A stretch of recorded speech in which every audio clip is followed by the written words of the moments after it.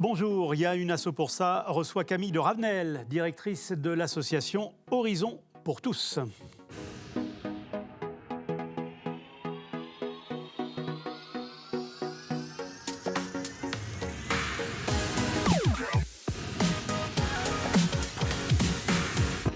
L'intégration, l'inclusion sont des mots qui expriment des pensées fortes aujourd'hui dans l'univers des personnes qui travaillent dans le handicap. En France, des entreprises emploient ou ont employé un salarié porteur de déficience intellectuelle. Alors comment inclure, quel métier, quel discours, quels impacts et comment sensibiliser les entreprises à franchir le pas. Des associations existent comme Horizon pour tous qui s'inscrivent dans cette démarche. Camille de Ravenel, bonjour. Bonjour, merci pour l'invitation. Alors, l'entreprise au sens large est-elle au rendez-vous justement d'un cadre légal qui impose que pour les entreprises de 20 salariés aujourd'hui. 20 salariés, qu'elles emploient au moins 6% Oui, de alors personnel. en effet, c'est un accord Ouais. pour l'emploi des personnes, des travailleurs en situation de handicap. Alors on sait aujourd'hui au niveau national qu'il n'y a que 30% des entreprises qui atteignent ce chiffre sur de l'emploi direct. Oui. Il y a d'autres entreprises qui vont passer par la sous-traitance avec des ESAT sur du linge, de la restauration. Après, il y a en effet le cadre légal, mais nous, on est aussi là pour dire que même si on n'a pas 20 salariés dans son entreprise, peut-être qu'aujourd'hui, chaque employeur peut faire un petit geste pour porter un projet inclusif au sein de son entreprise. Est-ce que le cadre légal est suffisamment efficace pour changer les mentalités ? Alors, il est très important, il est nécessaire, suffisamment efficace, je ne sais pas, je pense que ça manque de pédagogie sur ce qu'est le handicap auprès des employeurs. Je pense que c'est surtout ça, et là, nous, on est aussi là pour ça, faire du tremplin et faire du lien. Oui, alors la pédagogie, ça veut dire quoi justement dans vos propos ? Alors, ce que je veux dire, c'est que le handicap, ça peut faire peur. Dans le handicap, déjà, c'est des handicaps. Ouais. Nous, Horizon pour tous, on va plutôt se porter sur le handicap moteur, cognitif, mental et psychique. On va accompagner des jeunes et des moins jeunes.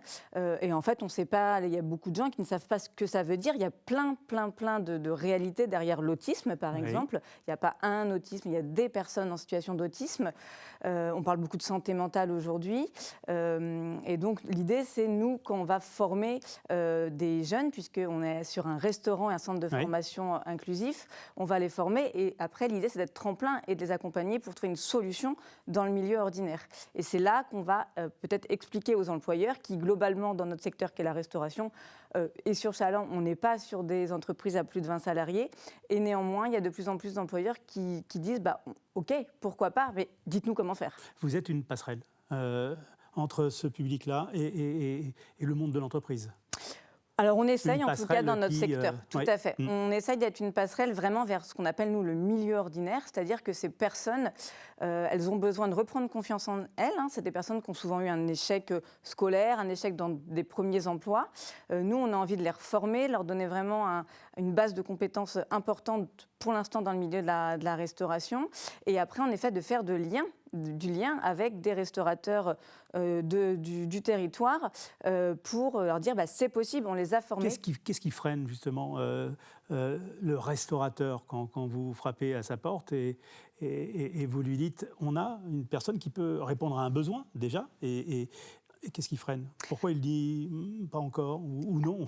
Alors, déjà, il y a plusieurs freins. J'ai envie de dire, ce sont des personnes souvent qui ne peuvent travailler qu'à temps partiel. C'est une réalité. Il y a une compensation financière du handicap qui fait qu'on est sur l'organisation du travail qui voilà, peut-être, c'est compliqué d'avoir que des personnes à temps partiel. Il y a aussi, comme je disais, peut-être des craintes de ne pas savoir l'accompagner, de ne pas savoir communiquer. Il y a souvent un besoin de tutorat un petit peu plus important. Ça, il y a des choses qui ont été mises en place, notamment par l'AGFIP, qui peut payer compenser, on va dire, un besoin de tutorat ou une adaptation au poste. Donc souvent, ce qu'on a besoin, c'est de passer du temps avec ses employeurs. Et aussi, parfois, le pied à l'étrier, c'est juste d'avoir un stage. Nous, en sortie de formation, on essaye de les accompagner pour trouver un emploi dans le milieu ordinaire, mais ça peut passer par du stage pour que les employeurs les rencontrent tout simplement. Une initiative qu'on a mise en place au restaurant, c'est à l'inverse, c'est de demander à des grands chefs de venir cuisiner au restaurant un jour, de donner de leur temps pour venir rencontrer ce public qui n'est pas forcément si différent que les autres. Et il y a des atouts à accueillir justement ce public-là. pour une entreprise, pour un restaurant. Il y a un enjeu RSE, il y a un enjeu d'accueil, d'humanité presque. Ah bah complètement, au-delà de la réglementation, des enjeux RSE, c'est vraiment ça pour moi, au-delà de l'inclusion qui est un processus où chacun doit trouver sa place, on est sur des projets, on parle plutôt de projets inclusifs où c'est à nous vraiment de créer une place possible pour eux et dans tous les secteurs. Donc voilà, aujourd'hui dans un restaurant par exemple, ils sont au contact du public, de la population, des entreprises, des fournisseurs. On n'a rien contre le milieu protégé, il faut des ESAT, ça correspond sans doute à certaines personnes, mais pas forcément toutes. Il y a des gens qui veulent être au cœur de la cité, au cœur de la ville. Les échecs, s'il y a échec, ils sont dus à quoi ? Alors, s'il y a échec dans l'insertion professionnelle derrière, alors il faut savoir que ces personnes-là, il y aura des phases aussi. On peut faire une très bonne formation, faire des très bons stages et puis avoir besoin d'un petit peu de temps pour reprendre confiance en soi. Il y a des personnes qui passent par un parcours de soins, qui ont besoin d'hospitalisation régulière. Donc, ce qu'il faut savoir, c'est que ça prend souvent un petit peu plus de temps. Il peut y avoir des hauts et des bas. Et surtout, on sait aussi que la restauration peut être un milieu avec de la pression. Des coups de feu, comme on dit dans le métier. Et nous, on essaye en tout cas de trouver des entreprises les plus bienveillantes possibles pour que pour que leur première expérience soit très positive, parce qu'il y a déjà eu beaucoup d'échecs avant pour ces personnes-là. Comment se passe le parcours de formation au sein de votre association ? Donc vous accueillez ce public-là en déficience et qui ensuite est formé dans votre association. Cette passerelle, ce temps dure longtemps ? Alors en effet, Horizon pour tous porte plusieurs branches. Le restaurant inclusif, où tout le monde peut venir manger le jeudi, le vendredi midi et le mardi soir, où on a des personnes en situation de handicap qui sont là d'abord en stage pour venir découvrir. Parce que en situation réelle ? Et en situation réelle, tout à fait, en clientèle.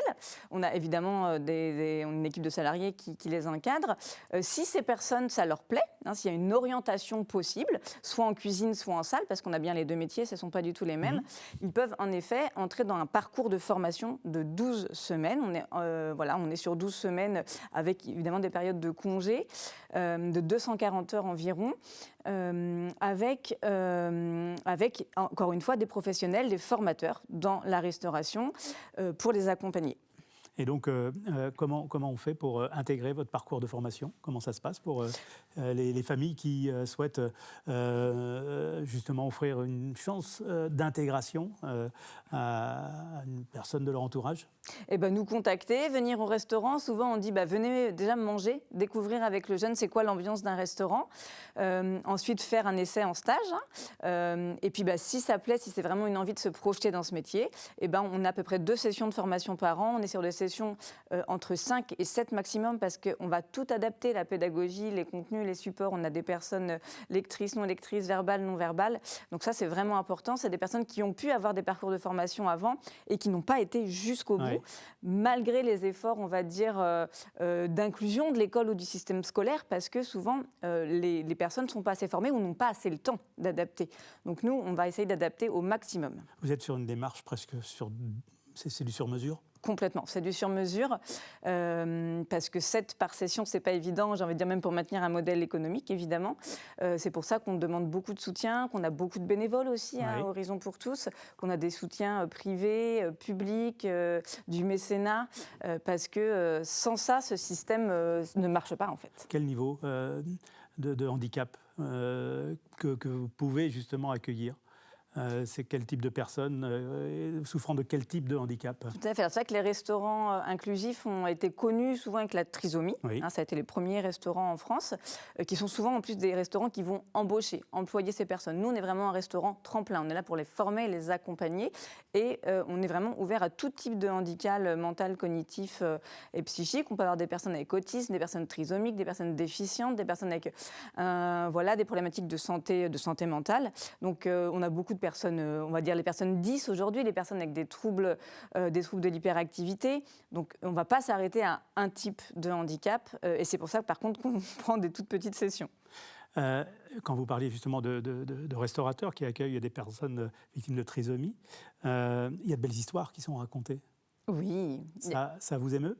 Ah bah oui, ça nous émeut beaucoup. Alors c'est déjà vraiment super que ces personnes aient pu être embauchées dans des restaurants inclusifs, hein. Il y en a à Nantes, il y en a à La Roche-sur-Yon, il y en a un peu partout. Nous, j'ai envie de dire, ce qu'on a le plus envie, c'est que ces personnes se forment chez nous, reprennent confiance et trouvent une place dans le milieu ordinaire. Parce que l'idée, c'est que notre restaurant puisse être tremplin pour plein d'autres personnes à venir.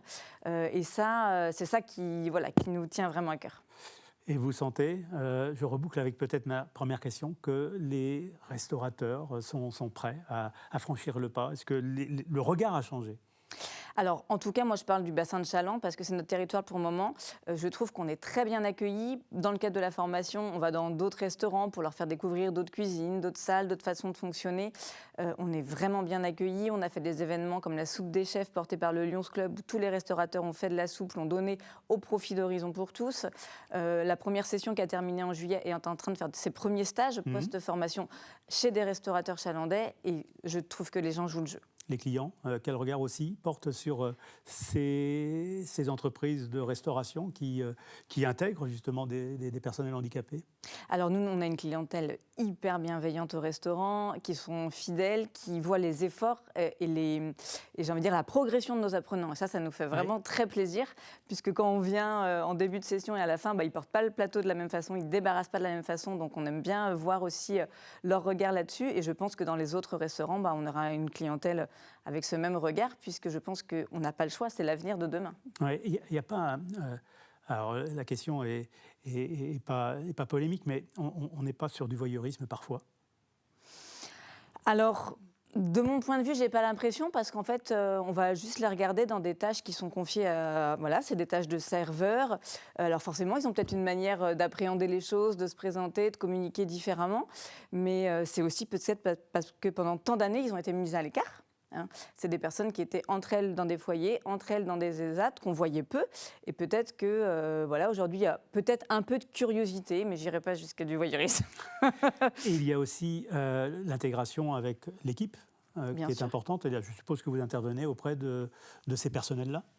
Oui, alors nous, les aider à trouver des clés justement pour bien intégrer, avoir un parcours tip-top pour que l'équipe puisse bien fonctionner aussi. Complètement. Alors, dans notre équipe, évidemment, on est tous soit sensibilisés, soit déjà des professionnels du handicap.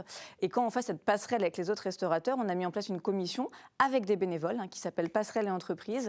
Et ce sont ces bénévoles tuteurs parrains de chaque apprenant qui, en effet, va à la rencontre du restaurateur. Et on va dire, nous, on les connaît par cœur, les apprenants qui sortent de nos formations. On sait ce qu'ils ont besoin, là où sera leur difficulté, en termes de rythme, en termes d'ambiance, en termes de là où ils sont doués, là où il faut les pousser. Et donc, c'est vraiment ces bénévoles parrains qui font le lien. Vous êtes dans l'écoute et le partage. Tout à fait. Merci beaucoup. Je rappelle que vous êtes la directrice de l'association Horizon pour tous et sur Chaland. Je suppose qu'on peut vous découvrir sur les réseaux, donc n'hésitez pas à être curieux. Merci Camille de Ravenel. Je rappelle aussi que ce programme est coproduit par TV Vendée, par la Maison départementale des associations de la Vendée et par le Crédit Mutuel Océan. Bonne journée.